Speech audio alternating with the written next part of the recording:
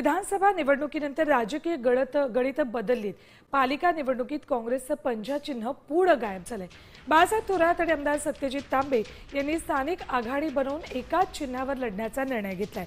यावर शिंदे गटाचे आमदार अमोल खताळ यांनी थोरातांच्या राजकीय अस्ताचा टोला लगावत हा त्यांचा पराभव असल्याचं म्हटलंय।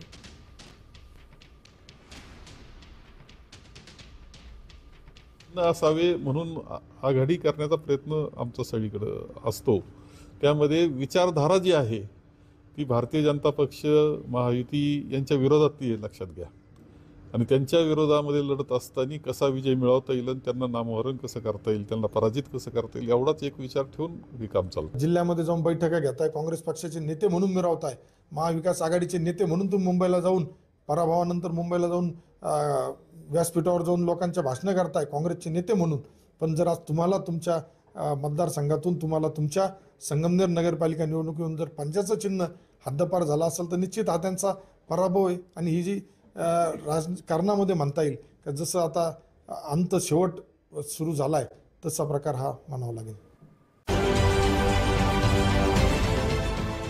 देश विदेशातील प्रत्येक घडामोडींचे लाईव्ह अपडेट मिळवण्यासाठी आता साम टीव्हीच्या सर्व सोशल मीडिया प्लॅटफॉर्मला लाईक, फॉलो आणि सबस्क्राईब करा। तसंच सर्व नोटिफिकेशनसाठी बेल आयकॉन प्रेस करायला विसरू नका।